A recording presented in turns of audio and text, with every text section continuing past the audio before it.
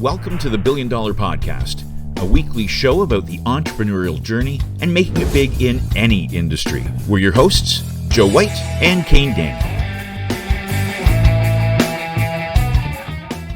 Today we're joined by Brian Hogben, a highly experienced mortgage professional and the founder of Mission 35 Mortgages. Brian is passionate about making the home financing process easier and more accessible for Canadians. Through Mission 35, he's built a reputation for providing personalized advice and empowering clients. He's also the driving force behind the MI35 Academy, an innovative training program designed to help mortgage agents succeed in a competitive industry. Brian's dedication to supporting homeowners and building strong teams makes him a standout leader in the field, and we're excited to share his insights with you. Brian, it's fantastic to have you with us. Welcome. Joe, Kane, thank you so much for having me. It's a pleasure to be here, guys.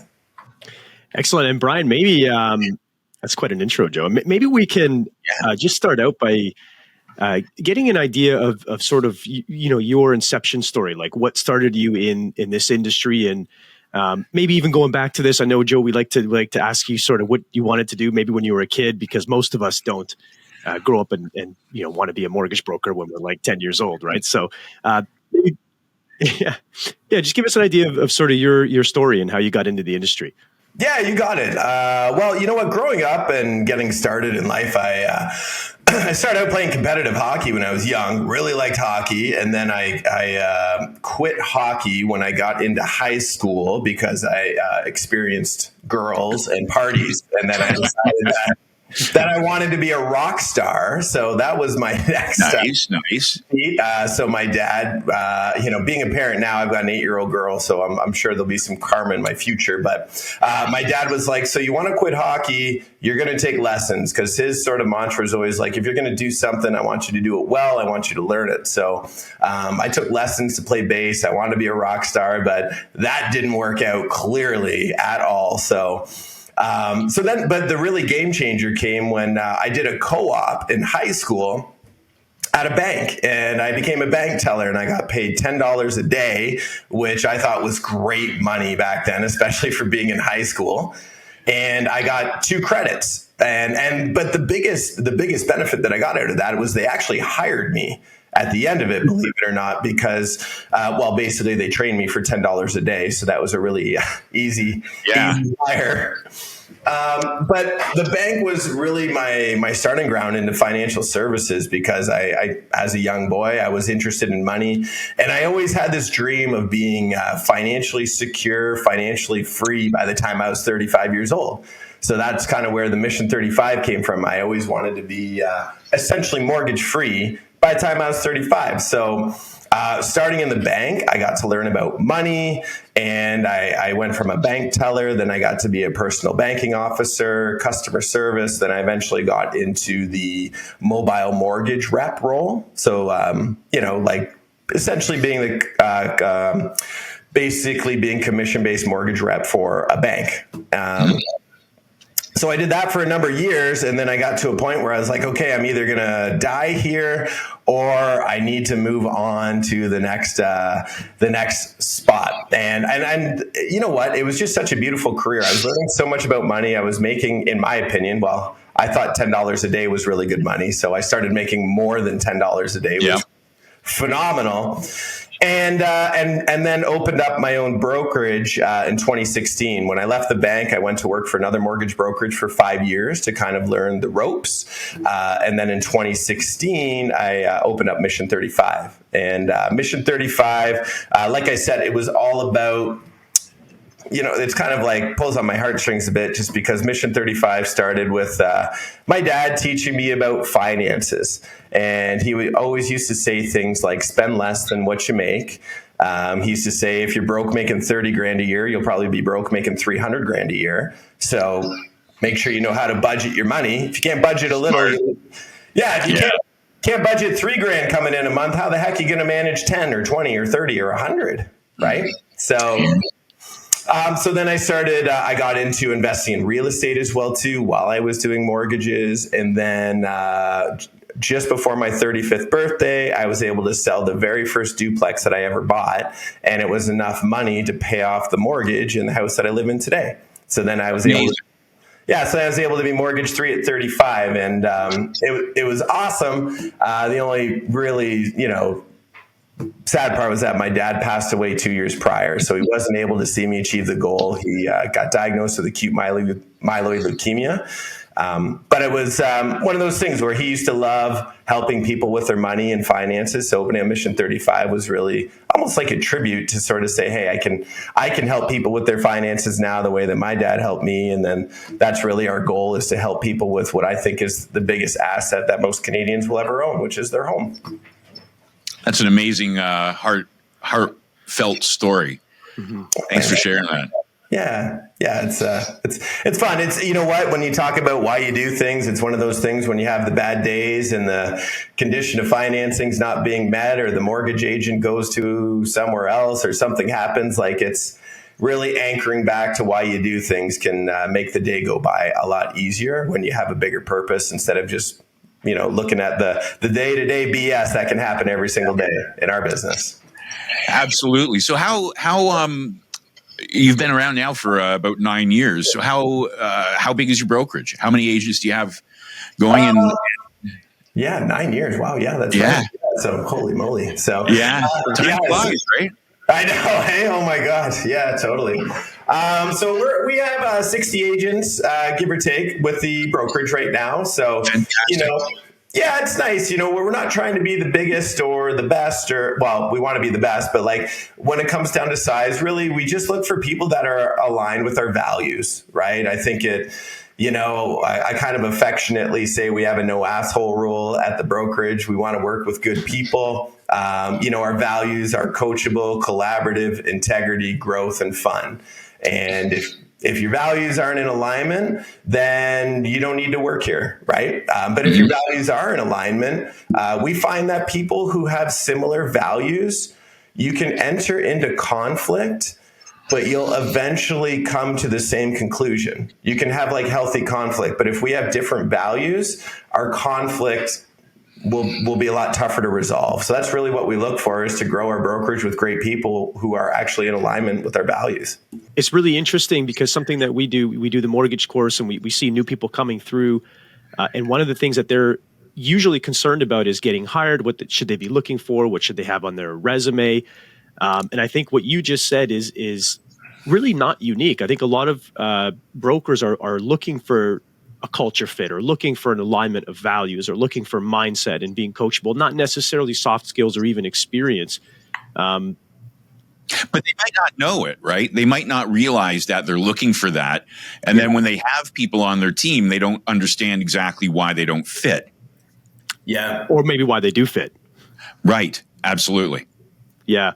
Has that always been the case for you, Brian? Like, did you know that right away that you were looking for? Or is that something you discovered over time? Yeah, definitely discovered over time. I wish I could go back in time and figure it out sooner, right? But when you get into conflict with people and have disagreements, you just sort of wonder why, right? But it's because if something else is important to Joe that's not important to Brian, it's really hard for us to come together, right? And I used to think that values was something that you just locked yourself in a conference center for a weekend and then did a one-pager and came out with it and stuck it on a wall, right? Like that's, what are values? Yeah, sure, we did it at the conference. Perfect. Yes, that's my value. But it took me up until my 40s to actually really understand and really think about it and live it, right? And it's really that understanding of like, we are the same people, right? We can still be different people, but when we value the same thing, we're going to get along. We're going to enjoy the journey, right? Instead of always being in conflict. And let's face it, our business is we are in healthy conflict a lot, whether it's with customers or lenders or, with coworkers, it happens a lot. So yeah, and you know what? When we do that, the corporate thing, being on the corporate side of things for many years in my career, you get into that conference room and you put it up, and then people tend to say what they think they should be saying, right? What should my values be, as opposed to a reflection of what my values really are? Because it's difficult to take a long, hard look in the mirror and say, yeah, you know what? I should value honesty, but do I? And it's that's where the truth comes out in the conflicts, right? And unfortunately, that's that affects a culture. So it's great that you know what you're looking for when you're hiring, specifically in your culture. Yeah. I think a big piece of that, Brian, what you said as well is super important. Is also living it. So not just, manufacturing or creating a list of values is actually, you really adopted this and you live it anyway. And then that resonates, I'm sure, with your team. It's like the tone at the top, so to speak, right? Because it has to be the case that you can't go back on what you are saying is your culture. Otherwise it won't work. It won't make any sense. Yeah, it's really true, right? So it's, when I look at ours, like we look at coachable, like I have a number of coaches that coach me. And like, I think, we've all been in the room with the guy or the girl that knows everything. Mm-hmm. I hate that guy or girl, right? Yeah. You never want to be that guy or girl that knows everything. I think you can learn something from everybody, right? So to be coachable is a real true value. And when it comes down to growth, it doesn't mean that you always have to grow your mortgage business, but that value is like maybe, there's different seasons of life. Maybe you're focusing on health and your mortgage business is good, but you're still growing. Maybe you're focusing on family, your relationships, but you're still growing. Maybe you are focusing on your mortgage business, right? But that value is like, I love people who are looking to grow. It doesn't necessarily have to be your mortgage business, because there's also those people where you've been in the room where it's like, nope, I'm good. I know everything. I don't need to grow. I'm perfect. You're like, good for you. I'm definitely not perfect. I got a long way to go. So we're not going to align together, So. Yeah, no, absolutely. We've got, I've known employees over the years like that as well. And you try to, and it's just, it ends up not going well in the long term, right?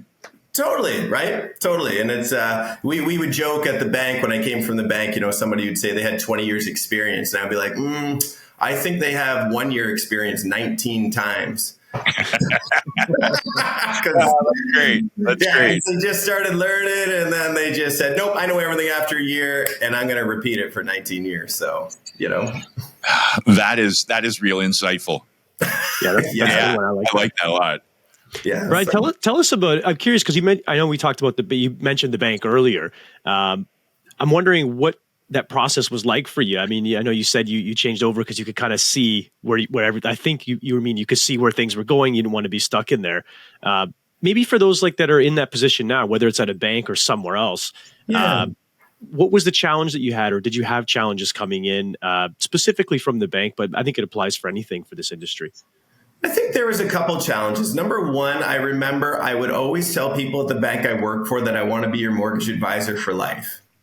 And then I really felt out of integrity with it, because when I was at the bank, I'd be like, I want to be your mortgage advisor for life, so long as you are renewing and adding an extra $80,000 to your mortgage, or if you were moving and have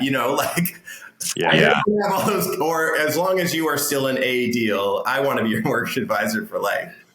So, I was really out of integrity with saying that to people, right? So now when I became a mortgage broker and I feel authentic. I want to be someone's mortgage advisor for life. I want you to call me, and I want to know everything about the mortgage world. I want to be the brain surgeon in mortgages. And I know without a shadow of a doubt that I'm going to give you the best advice. Not just think I will, because I work within the bank's models. I know I will. So that was, one thing that resonated for me. Another thing was, I was very nervous to leave the bank because they really ingrained in me that people dealt with the bank, not with me.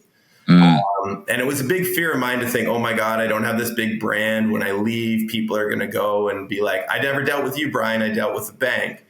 And it wasn't true. As funny as it sounds, people actually liked me, right? They actually did want to deal with me afterwards, and it wasn't the bank. So it was kind of it was a great big fear, especially growing up with the bank. And I never want to bash them, because it was a phenomenal training ground. It was a great place to learn. But I think for people who are contemplating or considering leaving the bank, have the confidence and know that you've probably done some really great things for your clients, and that they still want to continue to deal with you, not necessarily the great big brand that you represented. Are there people that you would like maybe at the bank, for example, do you think there's people that are better suited to actually be at the bank, that maybe this industry is not for them? And if so, what is that person like? How does someone identify that about themselves? That's a great question. I would, oh gosh, this can be, I would end up saying people that don't necessarily want to do the work.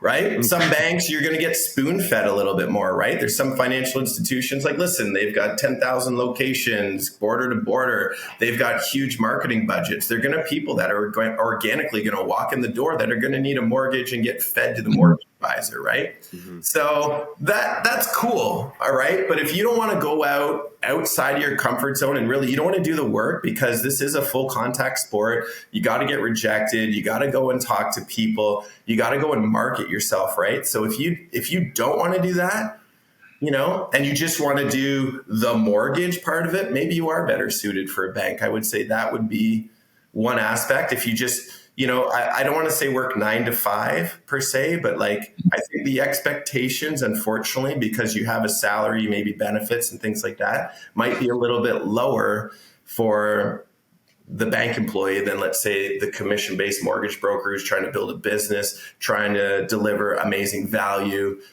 beat expectations and all those things.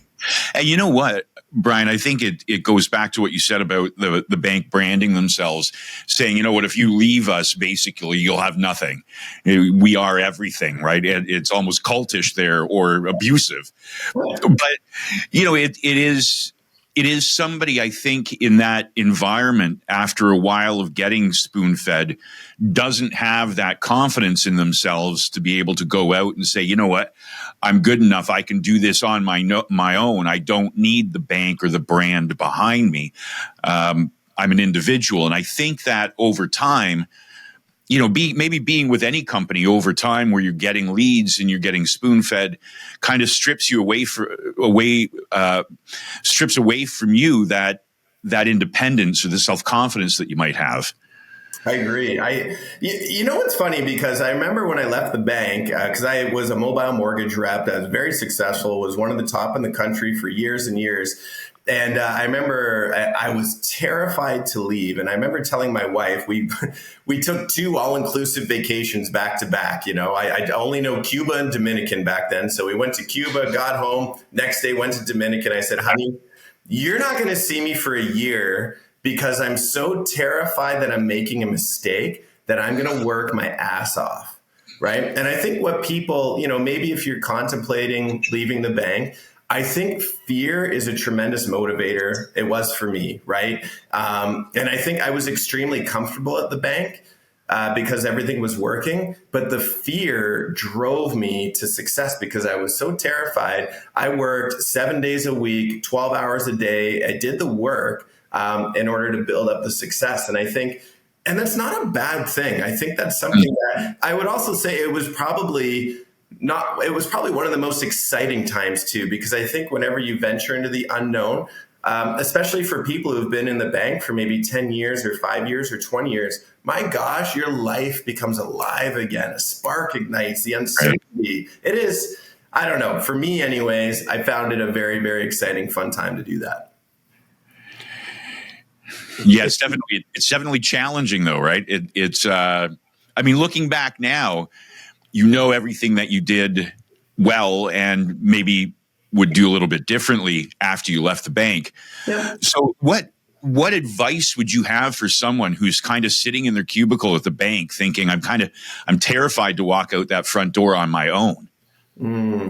I would, you know what? I think in today's day and age of social media, I still think it's all about personal relationships, right? So if you're sitting in a bank, I would take the extra time when I did a bank account, a Visa card, and I would have a long-term plan as well too. Like I thought about leaving the bank for over a year. It's not like I woke up one day pissed off and said, you know what, I'm out of here. I thought, okay, listen, like if you're going to leave over the course of the year. And what I really did was I took the time to build those relationships. So the people anybody that came into my office was a future client for Brian. If Kane needed a bank account, you're a future client one day. I'm going to treat you like gold with the utmost respect. So then that way I can maybe find a way to connect with you through social media afterwards. So I'm not, out of compliance with any sort of rules and regulations in the bank, because I can have friends outside of the financial institution. Right.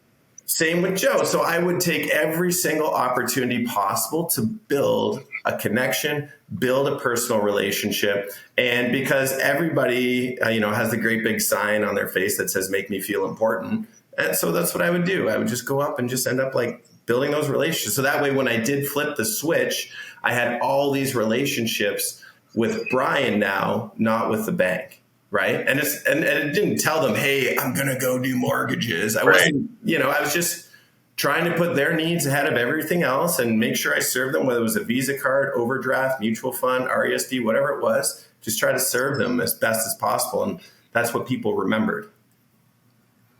I love that. I think that's really important advice for really anyone, even if you're already or you've never been at the bank, but competing with the bank, to make sure that you have a much bigger opportunity to create a personal relationship with your own brand than at the bank, where you are constrained more. Even though you did it, I'm sure it's easier once you left to really create your own brand, really connect with your clients, especially being able to offer different products like you mentioned earlier. So I think that's really important for anyone in the industry, but also those obviously considering jumping in. But I wanted to ask you, Brian. That really goes back to the whole put your client first and don't look at them as a dollar sign or a paycheck, right? So, I mean, you were doing that for a while, and obviously you've continued to do that and grow your business, which is why you're so successful. You look at your clients as individuals who have needs and you want to assist them as opposed to thinking about them as a paycheck. Yeah, I always looked at every application, and still do today, as a story, right? When I find out about somebody, I am genuinely interested about them, right? It's not just, hey, where did you work for the past 2 years? Oh, it was less than 2 years. Where was the previous job? It's like, tell me about it. Do you like it? How'd you get into that? Like, it's almost like treating every single application like it's their own journey. Like, we get so much in-depth personal information from someone. I often joke sometimes, it's like, when we do a mortgage application, it's like literally pulling down your pants and having someone say, hey, does it look okay? Like, is this good? Is it not good? Like, we are giving so much we are getting so much vulnerable information. Like, we should treat it with that respect and be like, oh, wow, that's great. That looks nice. No, I'm just kidding. But, No, what you mean, though.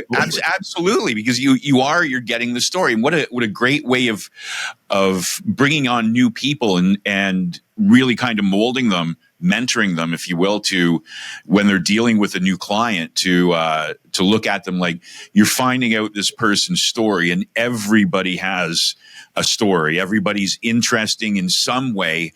And if you focus on that, you're focusing on the person, and everything else will end up falling into place eventually, right? Not necessarily for that client, but over time, if you have that philosophy, you're going to be taking care of your clients.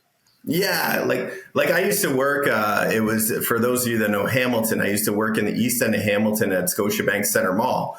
And it's better. It's getting better all the time, but it used to be not a great area on Barton Street East in Hamilton. And I remember one of my first jobs was getting the visa applications. Oh my God, I couldn't approve any of them. Like, none of them. Every single bloody visa application that came in was decline, decline, decline. They used to call them a 110. And I was like, what does 110 mean? If you put one line between the 11, it means no. So anyways, but what I would always do is I would say, okay, in my head, these are future clients. So everybody that was a no, I'd be like, hey, we can't do a visa application for you, but you know what we can do? Why don't you start up a $25 a month pre-authorized contribution into an RSP? I know it's not a lot of money right now, but then you start to build a relationship with the bank. Then you've got a savings plan. Maybe then you can get a secured Visa card and you can start doing it. It's just like, doing something so simple like that, people remember, right? Because very often, I would say, people don't take the time to do that today in our industry. And I think that, especially for people starting out, that can be a massive differentiator. It's just saying, like, you know what you could do? You could do this, something so simple. a tiny little savings plan, build a relationship. I know you're not going to get your down payment in, a year's time, but guess what? I believe you will occupy a different brain space in that person's head than anybody else. Yeah, that's a great point. And, I know Kane used to do the same thing, offering credit cards, right? And that was a tough push. Well, fortunately for me, I was young. Like I was like a teenager selling them at the mall. So I was really just selling applications, and that's how I got paid. I just got a rip on every application that was, qualified at the time. I think you had to make 12 grand a year minimum. So that's all I was thinking about, right? Oh, I wasn't doing approvals. So, but yeah, I at that time I wasn't thinking long term. And that's something that I was going to ask you. I think that happened as I started to get older. But that mindset that you had, it sounds like you had it at the bank as well, based on what you're saying. Is that something like that type of mindset, maybe longer term thinking rather than transactional? Was that something that happened to you, or did you always sort of think like that? And if you didn't, how did you get there? Like, was there one event? Like, what motivated you to start that journey? Yeah, it's a great question. I think I've always been the way of thinking long term, because to your point earlier, Joe and Kane, is like I never looked at anybody as a paycheck. I always looked at it like I'm selling I don't want to say a commodity, but it's almost a commodity. I'm selling money. Everybody's going to need it at some point, whether you're a customer today or a customer in the future. So if I do what's right and treat you right, you will either deal with me later or you'll send somebody to me that will deal with me later. Right. So I think that was always my mindset. Like I remember, I'm dating myself now. I would hand out business cards when I was out at a bar. I would hand out business cards when I was at Jumbo Video. Remember Jumbo Video? I'd run into friends and be like, oh, I'm a mortgage guy now. And, I had no shame in my game and telling people that I wanted to help. But I think that is the key there. And like having the long-term vision too, I think as I've matured with that too, I think I've also I really doubled down on that, because everything takes longer than you think, especially when you're getting involved in the mortgage business. I think this business is amazing, but it is tough. Like you got to do the work, and it's not going to just turn into a BMW and a mansion in 6 months or a year, right? Like it's going to take, and I think because I think unmet expectations are the root of all disappointment. So if you set your expectations getting into this career saying, hey, listen, if I can get to year 2, 3, 4, 5, I'm going to be awesome in this role, right? Year 1's going to suck. And, it can maybe suck a little bit less, but just set your expectations accordingly. It's going to be tough. You're going to learn. But then year 2 is going to be great. Year 3 is going to be better. Year 4. So I think what you're saying there, Kane, is a necessity for new mortgage agents getting in the business is to have a long-term goal. I really do. The longer you're in the business, I think the better that you'll do. And it's a really good point, I think, is, you made the transition from the bank, and then now for some time, you've transitioned into really a leader and mentoring others. And so it sounds like that's something that, we talked about what you look for. What was that process like, becoming a leader and mentoring others? Deciding who can come into the industry under your brokerage, that must have been a big shift from you just being, a mortgage broker to now really being entrepreneur, building a business. I'd say it was a tough one, right? And I think I was probably guilty, like many others, in thinking, and this is going years back, and thinking, if I add some agents to my business, I'll have passive income. And I think that is absolute BS. Like teaching agents how to be mortgage brokers is the least passive thing in the world. Yeah. Yeah, absolutely. So, if you actually care about them and want them to succeed, right? Yeah. So I think that, and once I learned that and, actually put systems in place and focus on it, it was a tough transition, right? Because I think, teaching somebody to do something takes twice as long than to just do it yourself. So you really have to want to coach, want to teach, want to build a system, want to make sure it really has to fulfill something in you, right? So I think that transition was made possible by Mission 35 in the sense that, I can't say that I would have done it if I hadn't paid off my house by the time I was 35.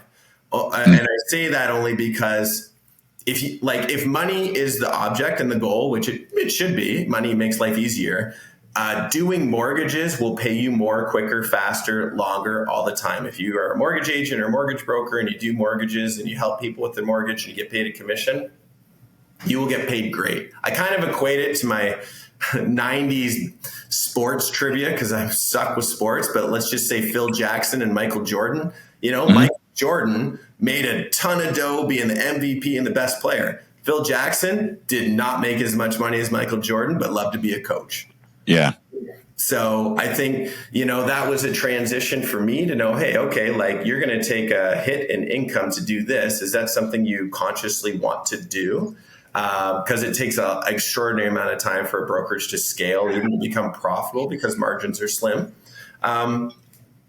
It was a tough transition for me, very tough. And I think I still go through it. I still have to learn. And that's why when I say coachable is a value to me, I sometimes just think of myself as a conduit. I love to learn. So I'll go to an event, I'll go to I'll go to a multifamily conference. I'll go to all these different conferences, right? And then I'll take what I've learned and teach it to our team. Mm-hmm. You know what I mean? And it's like, because I'm constantly learning, I feel like I can give good information. So I think being a leader is really it's a never ending journey that I think you really need to enjoy learning and growing, because that's what people are expecting from you. So maybe what you could do is tell us a bit more about the MI35 Academy. Sure. Yeah, that's so what we built was to be a little bit different, because I wanted to be systematic in the sense I didn't just want to be, I saw the model where we have mortgage brokers bringing on mortgage agents, and then they do a bunch of deals, and then they teach some people, and they do a little bit of both. And I was like, when you're not busy, you'll help me out a lot, but when you get busy, you're not going to help me. Right. So we strategically built the Academy, which is 8 training sessions a week. Like it's like the all-you-can-eat buffet at the Mandarin, okay, when it comes down to training. So it's 8 training sessions a week. It is on Teams, but it's with live people, right? Mm-hmm. So we break people down into, different categories, right? You've got your new people, your middle, and then your super producers, right? And then we have different training sessions taught by different people on different categories at different levels in the business. So, like for me, for example, if I teach something on scripting, I don't resonate with everybody. Some people might think I sound like a cheesy used car salesman. That's cool. And then Teresa from our team might come and teach, and she delivers the same message, but a little bit differently. Maybe you resonate with her, right? And then because collaboration is one of our values, we have our team teaching on as well too, because I think everybody can be a coach to somebody. It's kind of like, if you were 500 pounds, you could be a coach to the 600-pound guy, right? If you were 400, you could be a coach to the 500. So it's like everybody can be, but it's, the guy who's got a 6-pack and shredded maybe isn't the best coach for the 500-pound guy, but maybe the 180 guy to get him down to 160. So we have people at every single level in the brokerage, people who haven't done a deal before to people that fund almost 200 deals a year, right? And everything in between on that academy, so they can continually learn. And because our business changes so much, we needed a platform that could change with it, that has the one thing that's constant for me is I'll do a market update every Tuesday morning, and we'll talk about the market. We'll talk about rates. We'll talk about conversation points, what to talk about with clients, right? So it's something that is always up to date, which I find especially new agents need. You need to have up-to-date knowledge, not a Zoom video from 6 months ago that was pre-recorded that's now out of date. Yeah. Yeah, that's incredible that you keep them up to date like that, and your everything is fresh. Your agents and brokers must love that. What type of feedback do they give you? Yeah, you know what they love? I think it's kind of like it's interesting. It's people pop in and pop out. Right. And what I mean by that is people might go through seasons of learning and seasons of doing. So you might have a season where it's like, okay, it's January. I need to get up on my knowledge. I need to do the thing. So I'm going to attend a lot of classes. It's kind of like accountability. Like we even have one class Monday mornings at 10 a.m. We call it going to the board. And it's we team everybody up with a buddy, and essentially it's just accountability for the week. Like Kane said, he's going to make 20 calls. I'm going to check in with you every day. Like, and we team you up, or whatever your goals are for the week. And then we have a lot of our seasoned agents. They only come for, let's say, the market update on Tuesday. And then we have lender vendor on Thursday. So those are the only two that they come to, because those are the only ones they need. Mm-hmm. And then it's all pre-recorded. So it's all recorded. So essentially they can go search it if they missed it as well too. But it's like what we always say is our goals are not your goals. So the platform is there for you to use, but it's up to you to use it. I love your passion, like for mentoring and for building your team and teams. As you're talking, I'm wondering if like for someone that's maybe brand new, or not even in the industry yet, based on what you're saying, what do you think a successful first 30 days might look like for someone just coming into the industry? What do you think is optimal for them? That's a great question, actually. First 30 days, I would end up saying, like, listen, it's not about fundings, it's about applications and conversations, right? So I think that's the first thing that you should be tracking is how many conversations are you having about mortgages during a week? Because that means you got to go out there, you got to meet people, you got to talk to people. So, and I always say that fundings are a lagging result. They're not a leading indicator, right? So when we end up tracking ourselves on fundings, like a funding's going to happen in 60 to 90 days, right? If you do the right things. So for the first 30 days, if someone comes and says, I would like to do 2 mortgages, I'd be like, let's start over again, because that ain't going to happen, right? Like, you know what I mean? If you could do 2 mortgages in 90 days, that'd be amazing, right? But let's break it into, what activities are you going to do on a daily basis? What conversations are you going to have? And what systems and structures and routines are you going to put into place in order to get the applications? Because, we look at like you're going to fund maybe 40 to 50% of the applications you take in within 60 to 90 days. Some of them aren't going to fly. Some will get pre-approved and not buy. Some will get declined. Like, it's just, you're not going to fund every mortgage conversation. So we really try to educate the new people and set the expectation. Sometimes I can be the fun sucker. I just suck the fun out of them and go, hold on a second. Like, I realize you want to set the world on fire, but you need to expand your expectations past the first 3 months. So that makes sense, especially with the conversations that you have to have with these potential clients, right? And you must be seeing a lot of issues surrounding like first-time home buyers, right? They're trying to get into the market, and we've been talking about this for years now with people, and it's only gotten worse, right? The affordability issue, especially with individuals trying to get into the market for the very first time.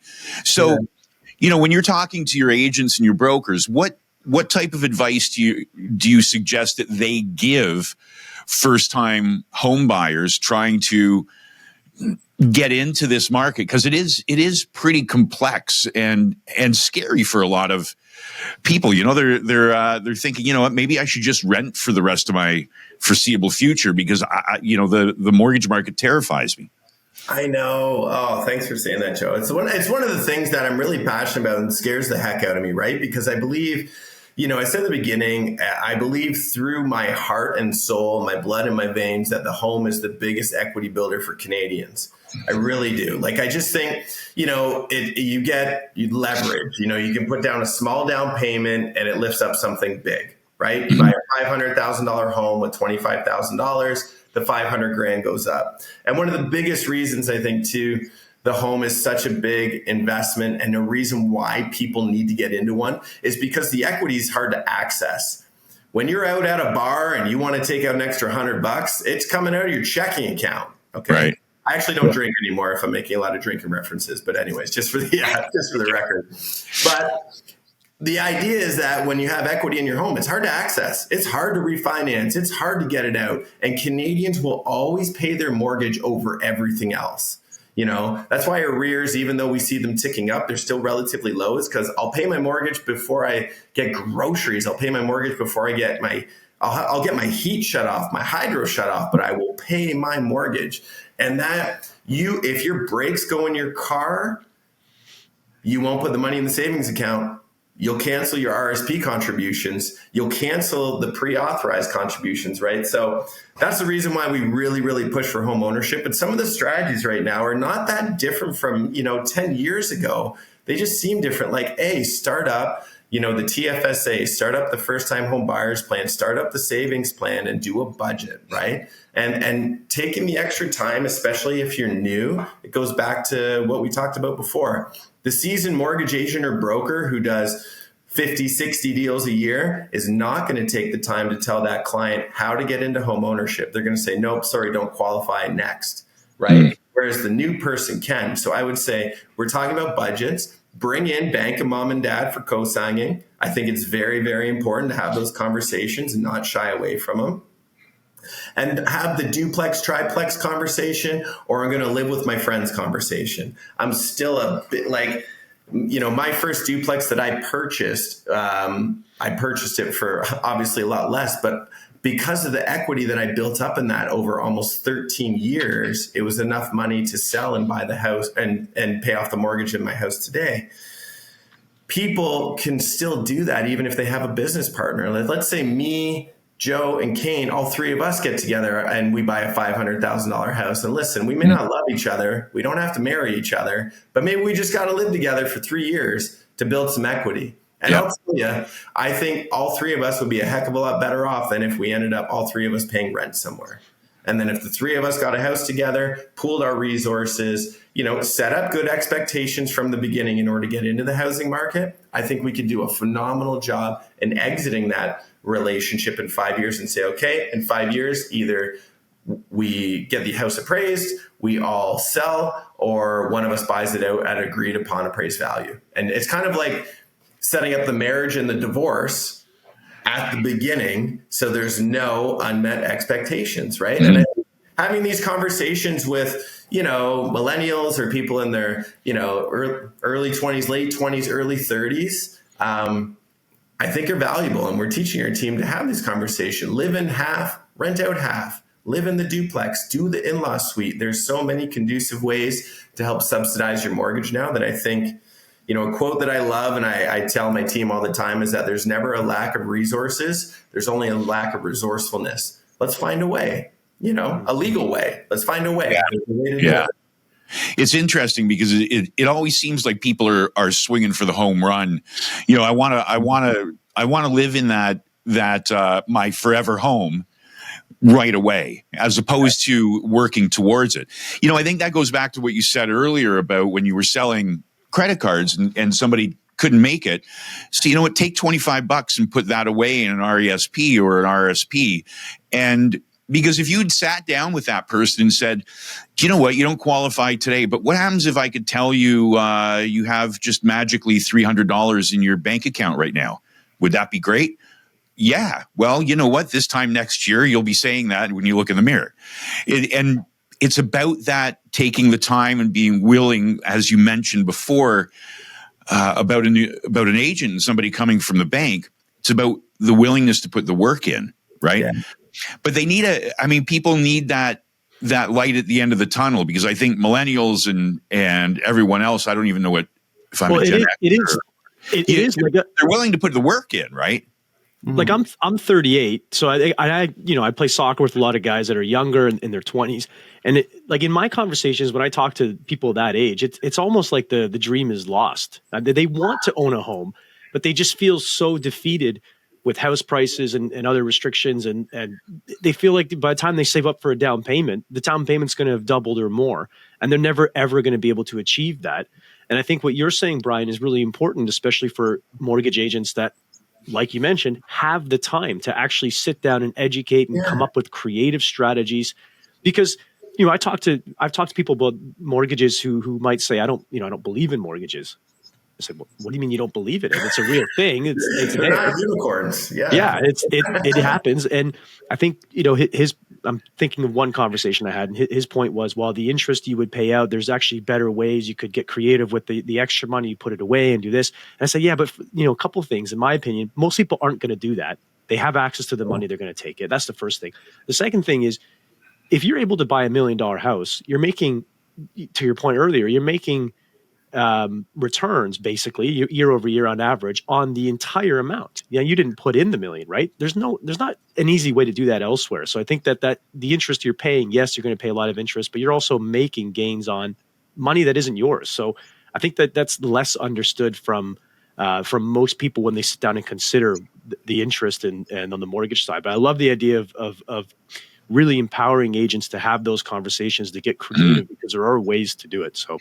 Well, I like that, Kane, because I think one of our jobs, and some people, I know there's certain mortgage brokers out there that instill fear in the marketplace. And I take the opposite. I'd rather give someone hope. I'd rather say, listen, I'm not going to sugarcoat it. It's not going to be easy. Your first house is not going to be the Taj Mahal, right? Like my first house, I couldn't afford, like the windows needed to put my dad put vapor barrier on the windows of my first home because I couldn't afford drapes, and it was an old Victorian, and it just leaked cold air, and I lived in the basement. Like it was terrible. You know what I mean? But I didn't have to bring a girl home into my parents' basement. So yeah. that was a plus. Yeah.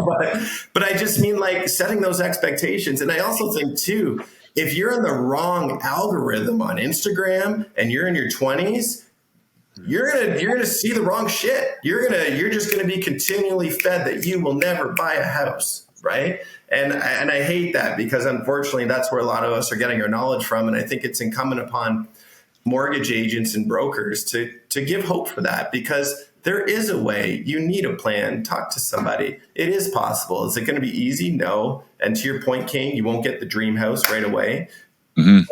But maybe, it's like that saying, most people underestimate what they can do in a year, or most people overestimate what they can do in a year, but underestimate what they can do in 5. Right? So it's like have a longer term vision there. So I do. Yeah, I've heard that quote as well in different things. And I was just going to ask you about technology, and the same thing. Most people seem to overestimate what's going to happen in the coming months or a year, but then in 5 years, how big the shift is going to be. It's not really, I think, as much understood.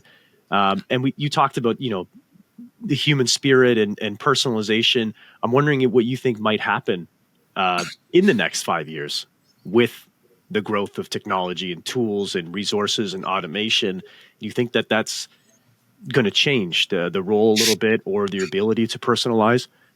I think there's going to be opportunity. Like I use ChatGPT every day. I love it. Do you know what I mean? It's like my new Google, right? Like I ask ChatGPT everything. So, and I think it's a phenomenal tool, right? But I also think that it's going to be very, very, I think the personal relationship is going to be increasingly more important, right? Because there's going to be a segment of the population which will 100% and unequivocally love technology, right? And that's just not your client then. That's just not your client. It's kind of like someone who says, if someone doesn't value the service, education, and expertise and holding your hand through the process with the biggest investment you're going to have in your life, then we might not work together. It's like our values aren't aligned. You don't need me to get your mortgage. You could just go online, click a few buttons and figure it yourself if that's how you feel. Right. So I think that it's going to be incredibly more important to ensure that you know who your client is and know who your client isn't. Right. So doing a really good value call, discovery call, that first introduction, and making sure that you're building a relationship with people, because I think people deal with people they know, like, and trust. And I think that's going to, is it going to change a bit in the next 4 or 5 years? No, I don't think so. People still want to deal with people they know, like, and trust. And people still want to see other people succeed if you are delivering value to them, not just fluff, but real value to them. So, and I think if they know that you're there, you're the expert, you understand what's going on. Like I'm involved. I'll give you an example. I'm involved with a tax preparation business, like Liberty Tax as well. Mm-hmm. And I thought that when I studied the business, I thought TurboTax was cutting their grass, was just really, really big. TurboTax is doing things online, right? Because you can get the average person can get their income taxes done for, let's say, $50, whereas if you go see, Liberty Tax or H&R Block, it's 3 times as much. Right. Well, figure this out. TurboTax is declining and the other side of the business is growing. And the reason being is because number one, the more complicated a business is, the more validation people want from a real person. Mm-hmm. Mortgages, like how many rule changes did we see in the past couple of months, right? Yeah. I don't know what the rule changes are. Is it right? Is it wrong? How do I interpret them? And number 2, this was funny. people want their work checked. So people who would go to TurboTax would go to another tax preparation company just to get their work checked. Be like, I don't know if I did this right. Can you just tell me? I'm going to pay 3 times as much for you to tell me I did this right. So to me, that tells me that, yeah, technology will eat some of our, eat some of what we're cooking, but not all of it. And I think people will continually come back because people want to have that positive reinforcement. They want to know, is this right? Is this wrong? They'll come, I think what it'll change is they'll come armed with a lot more information. So the mortgage agent needs to be able to disseminate it and make sure they understand and can deliver what it means to them in a very personalized plan. And that's maybe where banks may falter over the next few years, right? Because the individuals who are bank mortgage officers, loan officers, they're trained via the bank, but they're not trained the way a mortgage broker is trained. They don't have the same level of knowledge. So somebody walking in off the street with more knowledge to a bank mortgage rep may have questions for them that they know are not the right answers.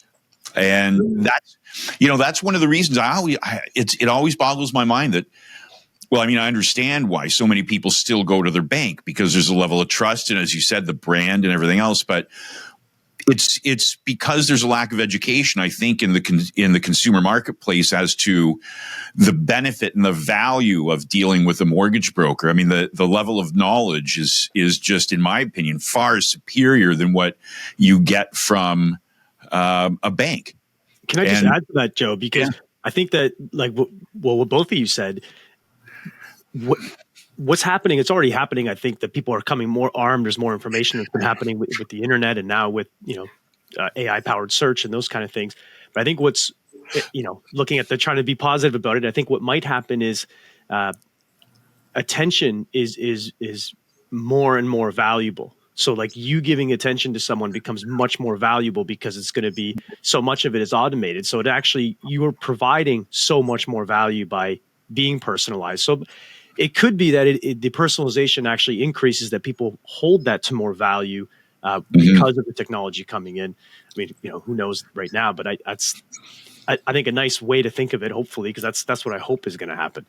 I think the technology is going to be used as a tool, not as the anchor, right? So it's kind of like, I'm going to use it, automate my processes, have a lot more technology involved, but I don't think it can replace the personal relationship. I think that'll become increasingly more important because it's going to become much less.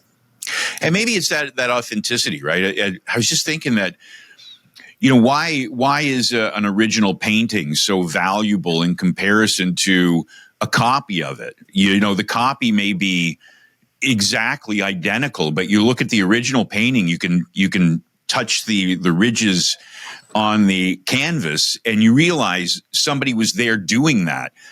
And it's not just a mechanical reproduction. It was another human being. And then there's that connection there, right? There has to be some type of connection like that. Yeah, that's a good analogy. I like that. Thanks. Yeah. Well, you know what? On that wonderful analogy, can end it like that. We've been talking like an hour, it just flies by. Wow. It just flies by. So, before we wrap up, Brian, is there anything else that you think we haven't talked about, or something else that you'd like to leave our listeners with? Because I think you covered a whole boatload.